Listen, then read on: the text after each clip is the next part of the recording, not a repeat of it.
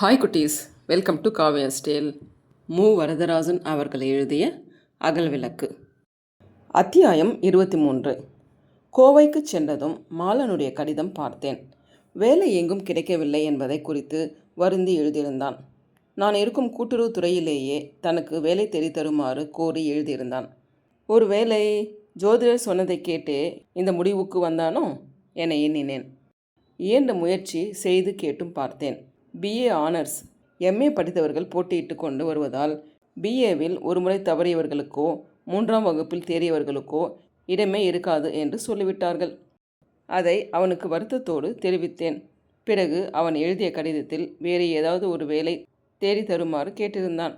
வேறு சில துறைகளில் முயன்றேன். விண்ணப்பமும் அனுப்புமாறு செய்தேன். வேலை ஒன்றும் கிடைக்கவில்லை. கோவையிலிருந்து என்னை ஈரோட்டுக்கு மாற்றினார்கள். உடனே ஈரோட்டுக்கு சென்று வேலை ஏற்றேன். அந்த வட்டத்திற்கு தனி அதிகாரியாக முழு பொறுப்பும் என்னிடம் இருந்தபடியால் வேலையை திறம்பட செய்வதில் கண்ணும் கருத்துமாக இருந்தேன். கூட்டுறவு இயக்கத்தில் மிக்க ஆர்வத்தோடு ஈடுபட்ட அவ்வூர் நகர மன்ற தலைவர் பொதுநல ஆர்வம் மிக்கவர், உள்ளொன்று புறமொன்று இல்லாத பளிங்கு மனம் படைத்தவர், மேலுக்கு படப்படப்பு உடையவராக இருந்த போதிலும் உள்ளத்தில் அன்பு நிறைந்தவராக இருந்தபடியால் அவரிடத்தில் எனக்கு நம்பிக்கை மிகுதியாயிற்று. தன்னலம் இல்லாமல் பொது தொண்டு செய்வதையே அவர் பொழுதுபோக்காக கொண்டிருந்தபடியால் மக்களிடத்தில் அவருக்கு செல்வாக்கும் மிகுதியாக இருந்தது. அப்படிப்பட்டவருடைய ஆதரவு எனக்கு விரைவில் கிடைத்தபடியால் என்னுடைய கடமைகளை செய்வதில் எனக்கு தனி மகிழ்ச்சியும் இருந்தது. சில வாரங்களில் அவர் எனக்கு நண்பராகவே ஆகிவிட்டார். நான் குடும்பத்தோடு வந்திருப்பதற்கு நல்ல வீடும் பார்த்து ஏற்பாடு செய்தார். ஊருக்கு சென்று மனைவியை அழைத்து வந்து குடும்பம் நடத்த தொடங்கினேன். கயற்கண்ணியோடு தனியே வாழ்ந்த வாழ்க்கை இன்பமாகவே இருந்தது.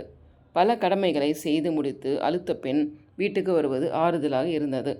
அவளுடைய இளமை அழகும் இனிமை கவர்ச்சியும் எனக்கு கல்வெறி ஊட்டி என்னுடைய களைப்பை ஏற்க செய்தன. தனியே நான் மட்டும் வீட்டில் இருந்தபோது அவள் கரவற்ற உள்ளத்தோடு சிறு பெண் போல் என்னென்னமோ பேசுவாள். என் வயதையும் பொறுப்பான தொழிலையும் மறந்து நானும் சிறு பையன் போல் அவற்றை கேட்டுக்கொண்டிருப்பேன். உண்மையாகவே அவள் பேச சலிக்கவில்லை. நான் கேட்க சலிக்கவில்லை. அவள் பேசிய பழைய பேச்சையே பேசினாலும் அதை கேட்பது எனக்கு இன்பமாகவே இருந்தது. தன் தாய் வீட்டின் அக்கம் பக்கத்தில் உள்ள குடும்பங்களை பற்றி பேசுவாள். அந்த ஊரில் சில பெண்கள் கணவன்மாரோடு சண்டை போடும் வகையை பற்றி பேசுவாள். என்னுடைய தங்கையும் அவளுடைய கணவரும் பேசும் முறைகளையும் பழகும் முறைகளையும் பற்றி சொல்வாள். வாலாசாவில் கண்ட பல வகை பெண்களை பற்றியும் மதிப்புரை வழங்குவாள். பாக்கியத்தை பற்றி அடிக்கடி பேசுவாள். அவரை பற்றி பேசும் போதெல்லாம் தனி மதிப்பு தந்து அன்போடு பேசுவாள். சில சமயங்களில் அவருடைய திக்கற்ற வாழ்வை நினைத்து இரக்கத்தோடு பேசுவாள். அவர் தனக்கு சொல்லிக் கொடுத்த சமையல் பாகங்களை பற்றி எனக்கு சொல்வாள். நான் ஒன்றும் விளங்காமலே கேட்டுக்கொண்டிருப்பேன். மிளகு வடை, கோதுமை அல்வா, தேன்குழல் இவற்றை பாக்கியம் கைப்பட செய்தால் தனி சுவையாக இருக்கும் என்பாள். உனக்கு என்ன தெரியும்? நீ நேற்று வந்தவள். நான் குழந்தையாக இருந்தது முதல் அவர் கைப்பட செய்து கொடுத்த தின்பண்டங்களை சாப்பிட்டு பழகியிருக்கேன் என்று நானும் என்னுடைய இளமை அனுபவங்களை மெல்ல சொல்வேன். வேலையை சுறுசுறுப்பாக செய்து முடிப்பதில் பாக்கியத்துக்கு யாரும் இணையில்லை என்று என் மனைவி சொன்னபோது கேட்ட என் உள்ளம் குழைந்தது. அறிவுத்திறன் உடையவர்கள் எந்த சிறு வேலையில் ஈடுபட்டாலும் தனி பெயர் பெற முடிகிறது என உணர்ந்தேன். பாக்கியம் தோட்டத்தில் நடத்தும் பள்ளிக்கூடத்தை பற்றி மனைவி சில குறிப்புகள் சொன்னாள். எந்த பையனையும் பெண்ணையும் அடிக்காமலே அன்பாக சொல்லி திருத்தியது பற்றி பல நிகழ்ச்சிகளை சொன்னாள். பக்கத்து தெருவில் ஒரு பையன் பெற்றோர் என்ன சொன்னாலும் கேட்காமலே பள்ளிக்கூடத்துக்கும் போகாமல் அடம்பிடித்தானாம். அவனை முதலில் பாக்கியம் சேர்த்து கொள்ளவில்லையாம். பிள்ளைகள் மிகுதியாக இருக்கிறார்கள், இடமில்லை, என்னாலும் கவனிக்க முடியவில்லை என்று பாக்கியம் சொல்லி மறுத்துவிட்டாராம். கடைசியில் பெற்றோர் என்னுடைய தாயிடம் வந்து முறையிட்டார்களாம். தாய் சிபார்சு சொல்லவே சரி என்று பாக்கியம் சேர்த்து கொண்டாராம். அந்த பையனை தோட்ட பள்ளிக்கூடத்தில் உட்கார வைத்து படி என்று சொல்லவே இல்லையாம். அவன் பக்கத்தில் உட்கார்ந்து கதைகளை சொல்லி கொண்டிருந்தாராம். இப்படி 2 வாரம் கதை சொல்லி சொல்லி அவனுடைய மூளைக்கு உணவு கொடுத்த பிறகு ஒரு நாள் அவனே பெற்றோரை கேட்டு ஒரு புத்தகம் வாங்கி கொண்டு வந்தானாம். அதையும் பார்த்துவிட்டு பாக்கியம் பேசாமலே இருந்தாராம். அவனே அவரிடம் புத்தகத்தை காட்டி கற்றுக் கொடுக்கும்படி சொல்லும் நிலை வந்ததாம். இப்போது அந்த பையன் மற்றவர்களை விட படிப்பில் ஆர்வம் மிகுந்தவனாக இருக்கிறானாம். சின்ன பெண் ஒருத்தி திருடுவதில் பொல்லாதவளாக இருந்தாலாம்.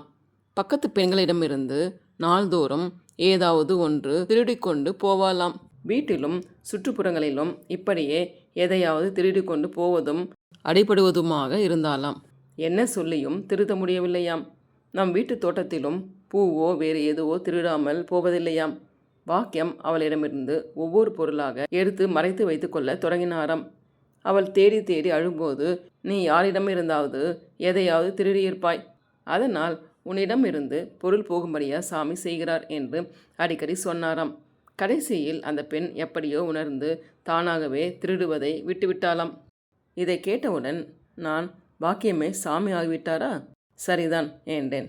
சின்ன பெண்ணை திருத்துவதற்கு வேறு என்ன செய்வது என்றாள் என் மனைவி. நீ அந்த பிள்ளைகளுக்கு ஏதாவது சொல்லிக் கொடுத்திருக்கிறாயா என்று என் மனைவியை கேட்டேன். பாக்கியம் ஏதாவது வேலையாக போனால் நான் போய் பார்த்து கொள்வேன். ஐயோ, அந்த சிறுவர்கள் பொல்லாத அமர்க்கலம் செய்வார்கள். இது அது என்று என்னென்னவோ கதை கேட்பார்கள். கதையில் ஏதாவது மறந்து விட்டுவிட்டால், தவறாக சொல்லிவிட்டால், பூனைக்கு பதிலாக குரங்கு என்று வாய் தவறி சொல்லிவிட்டாலும் எல்லா சிறுவர்களும் சேர்ந்து கொல் என்று சிரிப்பார்கள். ஐயோ, அவர்களை மேய்ப்பது துன்பமான வேலை. அந்த அம்மாவுக்கு சலிப்பே இல்லை என்றாள். என்ன வரும்படி கிடைக்கும் என்று கேட்டேன். சில பெற்றோர்கள் பணம் கொடுக்கிறார்கள், சிலர் கொடுப்பதாக தெரியவில்லை. ஏழை வீட்டு பிள்ளைகளுக்காக அந்த அம்மாவும் பணம் கேட்டு வாங்குவதில்லை. எப்போதாவது கிடைத்ததை அரிசி, காய் முதலியவற்றை கொடுத்து அனுப்புவார்கள். அவற்றையெல்லாம் நம் வீட்டுக்குத்தான் கொடுத்து விடுவார். கையில் ஒன்றும் சேர்த்து வைப்பதில்லை. அவ்வப்போது கிடைத்ததை அம்மாவிடத்தில் கொடுத்து விடுகிறார். அப்படி 150 ரூபாய் சேர்த்து அதில் 2 மோதிரம் செய்து உங்கள் தங்கைக்கு ஒன்றும் எனக்கு ஒன்றுமாக கொடுத்தார். இதை பார்த்து உங்கள் தம்பி தனக்கு ஒன்று வேண்டும் என்று கேட்டுக்கொண்டிருக்கிறார் என்று தன் கைவிரலில் அணிந்திருந்த பச்சைக்கல் மோதிரத்தை காட்டினாள். அதை கண்டேன். என் நெஞ்சம் உருகியது. திக்கற்றவர் உழைத்து வயிறு வளர்த்து அதில் மீதியானதை கொண்டு இப்படி நகையும் சேர்த்து தருகிறாரே என்று அவருடைய உள்ளன்பை நினைத்தேன். கலங்கிய என் கண்களை கயற்கண்ணி பார்த்தாள். நீங்கள் வருத்தப்படுவீர்கள் என்று தெரியும். வேண்டா என்று எவ்வளவோ மறுத்து பார்த்தேன். அந்த அம்மா கேட்கவில்லை. மறுக்க வேண்டாம், மறுத்தால் பாக்கியத்துக்கு வருத்தமாக இருக்கும், வாங்கிக்கொள் என்று மாமி சொன்ன பிறகுதான் போட்டுக்கொண்டேன் என்று அவள் தயங்கி தயங்கி பேசினாள். வாங்கி கொண்டது தவறல்ல. அந்த அம்மா யார், நாம் யார்? அவருடைய உள்ளத்தின் அன்பை நினைத்துத்தான் உருகுகிறேன் என்று கண்களை துரைத்தேன். அது மட்டுமல்ல, ஆளுக்கு ஒரு சோலி தைத்து கொடுத்தார்கள். ஆளுக்கு ஒரு திருக்குறளும் பெண்ணின் பெருமையும் புது புத்தகங்களாக வாங்கி கொடுத்தார்கள். நீ படித்து வருகிறாயா? நான் ஒரு நாளும் பார்த்ததில்லையே. நீங்கள் வெளியூருக்கு போகும்போது படிக்கிறேன். நீங்கள் வீட்டில் இருக்கும்போது நான் ஏன் படிக்க வேண்டும்? சிரித்தேன். படித்தால் விளங்குகிறதா என்று கேட்டேன். திருக்குறள் பாதி விளங்குகிறது, பெண்ணின் பெருமை விளங்கவில்லை. உங்கள் தங்கையை 10வது வரையில் படிக்க வைத்தார்கள். என்னை யார் அப்படி படிக்க வைத்தார்கள்? கிராம பள்ளிக்கூடத்தில் 8வதோடு சரி என்றாள். அதை பற்றி கவலை இல்லை. பாக்கியம் எத்தனையாவது படித்தார்? படிக்க படிக்கத்தானே அறிவு வளரும் என்றேன். உடனே தொட்டனைத்து ஊறும் மணற்கேணி என்று குரலை சொன்னாள். எனக்கு வியப்பாக இருந்தது. கம்பன் வீட்டு கட்டுத்தறியும் கவி சொல்லும் என்பது போல் இருக்கிறதே. பாக்கியத்தோடு பழகியதால் நான் சொல்லி முடிப்பதற்குள் அந்த அம்மா அடிக்கடி சொன்ன குரல் இது. அதனால் மனப்பாடம் ஆகிவிட்டது என்றாள். இருந்தாலும் புத்தக படிப்பில் அவளுக்கு ஆர்வம் இல்லை. போக போக அதை நன்றாக உணர்ந்தேன். புத்தக படிப்பில் அக்கறை இல்லாவிட்டாலும் அறிவு பசி மட்டும் இருந்தது. செய்தித்தாள் படித்து ஏதாவது சொன்னால் ஆர்வத்தோடு கேட்டாள். வார இதழிலிருந்து ஏதாவது கதை படித்து சொன்னால் கேட்பாள். நாளடைவில் அவளே அந்த இதழ்களில் இருந்த கதைகளை படித்து பழகினாள். பழகம் விடவில்லை. வார இதழ்கள் எப்போது வரும் என்று காத்திருந்தாள். சிறு கதைகளை விட தொடர் கதைகளில் ஆர்வம் காட்டினாள்.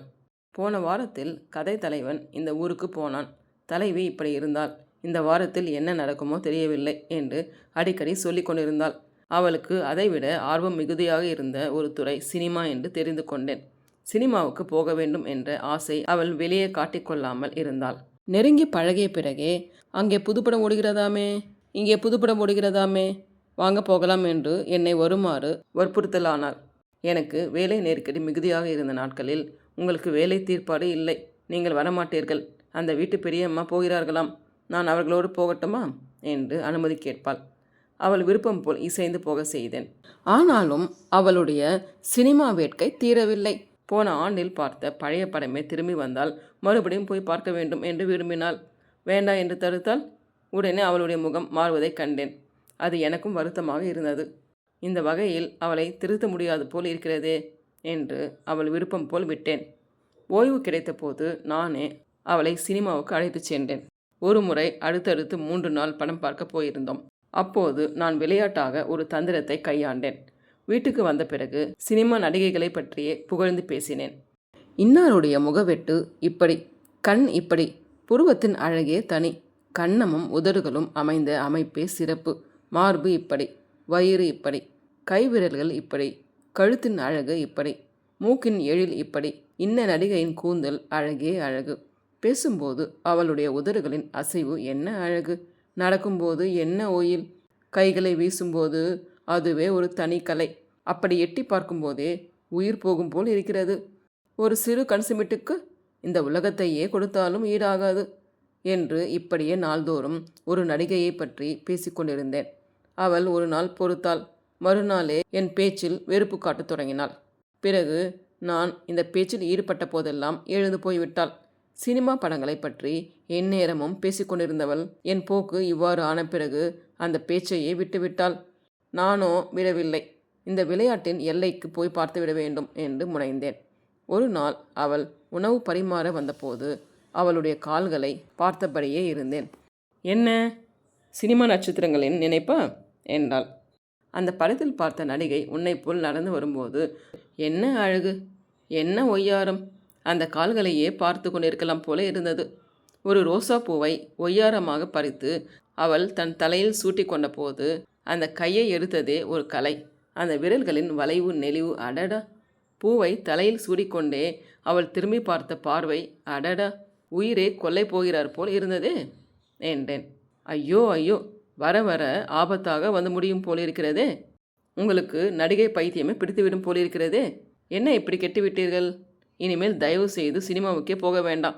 நானும் போகப் போவதில்லை. அடிக்கடி சினிமா பார்த்தால் குடும்ப ஆண்கள் கெட்டு போவார்கள் போலிருக்கிறதே என்றாள். அவள் இதை சொல்வாளா என்று தான் காத்திருந்தேன். ஆண்கள் கெட்டு போவது போல் பெண்களும் கெட்டு போவார்கள் அல்லவா என்றேன். ஒரு காலம் பெண்கள் இப்படி கெட்டு போக மாட்டார்கள். உங்களுக்குத்தான் அந்த நட்சத்திரங்கள் கண்ணிலேயே வந்து குடி புகுந்து விடுகிறார்களே.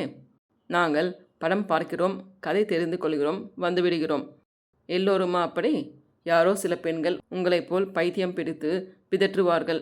நாங்கள் அப்படி ஒரு நாளும் நினைக்கவே மாட்டோம். இது என்ன அவமானம், யாராவது கேட்டால் என்ன எண்ணுவார்கள் என்று கடுப்பாக பேசினாள். மறுநாள் காலையில் மற்றொரு தந்திரம் செய்தேன். உணவு முடித்து அலுவலகத்திற்கு செல்வதற்கு முன் கூடத்தில் இருந்த ஒரு கேலண்டரை உற்று பார்த்து கொண்டிருந்தேன். அதில் ஒரு சினிமா நடிகையின் படம் இருந்தது. அவளுடைய தோற்றமும் பார்வையும் அழகாக அமைந்திருந்தன. நான் அதை பார்த்தபடியே நெடுநேரம் இருந்தேன். கூடத்து பக்கமாக மனைவி வந்தபோது நடிகையின் அழகை அனுபவிப்பது போல் பாசாங்கு செய்தேன். அழகில் மயங்கி பார்ப்பது போல் பார்த்து அடிக்கடி தலையை அசைத்து கொண்டிருந்தேன். வந்தவள் விற்று என்று போய்விட்டாள். அன்று மாலையில் அலுவலகத்திலிருந்து வந்து பார்த்தபோது அந்த கேலண்டர் அங்கே காணோம். அதோடு இன்னும் 2 சினிமா படங்களும் காணப்படவில்லை. எங்கே அந்த படம் என்று மனைவியை கேட்டேன். அடுப்பில் இட்டு எரித்து விட்டதாக கூறினாள். அழகு இன்னது என்று தெரியாத களிமண் நீ. யாரை கேட்டு அதை அடுப்பில் போட்டாய்? அதற்காகவா நான் கேட்டு வாங்கி வந்து குடத்தில் மாட்டினேன்? உனக்கு அப்படிப்பட்ட அழகு இல்லையே என்ற பொறாமையால் செய்திருப்பாய். இருக்க இருக்க உன் மூளையே மாறுகிறது என்று பொய் கோபத்துடன் பேசினேன். நான் அப்படித்தான் செய்வேன். உங்கள் நடத்தையே எனக்கு ஒன்றும் பிடிக்கவில்லை. ஊருக்கு வாங்க, பாக்கியம்மாவிடத்திலே மாமியிடத்திலே சொல்லி பார்க்கிறேன் யாருக்கும் மூளை மாறிவிட்டது என்று. அவர்களே சொல்லட்டும் என்று அழத் தொடங்கினாள். அழகான படம், கூடத்துக்கு அலங்காரமாக இருக்கும் என்று வாங்கி கொண்டு வந்தேனே என்று கொஞ்சம் தனிந்த குரலில் சொல்லி வருந்தினேன். பார்க்கிறவர்களின் மனம் கெடுமானால் எவ்வளவு அழகான படமாக இருந்தாலும் வாழ்கிற வீட்டுக்குள் வரக்கூடாது. உங்களுக்கு தேவையானால் என்னை ஊருக்கு அனுப்பிவிட்டு அப்புறம் என்னவாவது செய்யுங்கள்.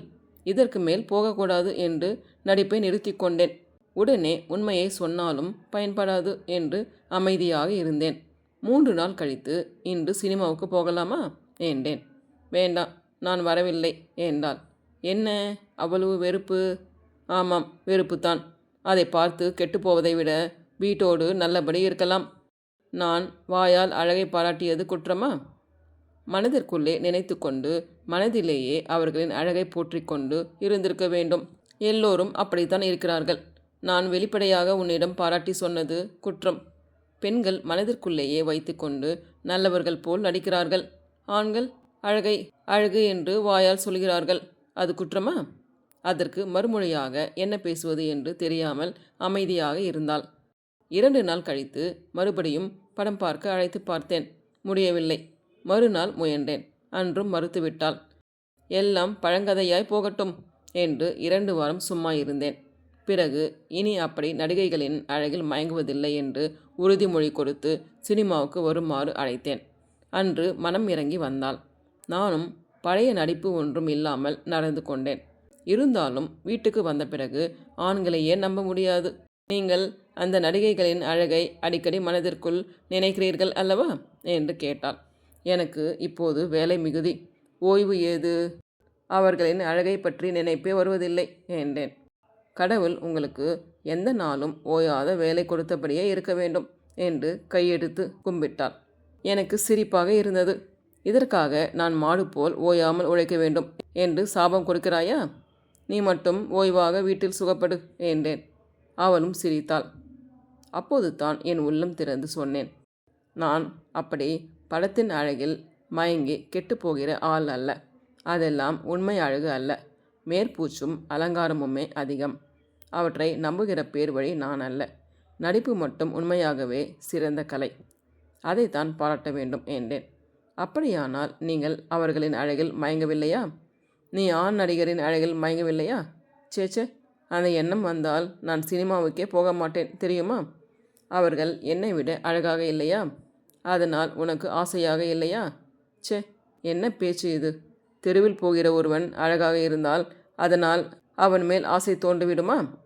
நம் அம்மாவை விட இன்னொருத்தி அழகாக இருந்தால் அவள் மேல் ஆசை வளருமா? அழகு குறைவாக இருந்தாலும் என்னை பெற்று வளர்த்தவள் தான் எனக்கு வேண்டும். அவள் தான் எனக்கு தாய். அப்படித்தான் நீங்களும் எனக்கு. கன்னி, என் நிலையும் அதுதான். ஊரில் எந்த பெண் எவ்வளவு அழகாக இருந்தால் எனக்கு என்ன? அயலாருடைய கண் அழகாக இருந்தால் அதற்காக என் கண்ணை குத்திக்கொள்வேனா? என் கண் தான் என் கண். என் கண்ணித்தான் என் கண்ணி என்று அன்போடு அவள் முகத்தை நோக்கினேன். உடனே அவள் என் தோள் மேல் சாய்ந்து என் கன்னங்களை தடவினாள். இவ்வாறாக எங்கள் சினிமா நாடகம் முடிந்தது. அத்தியாயம் 24.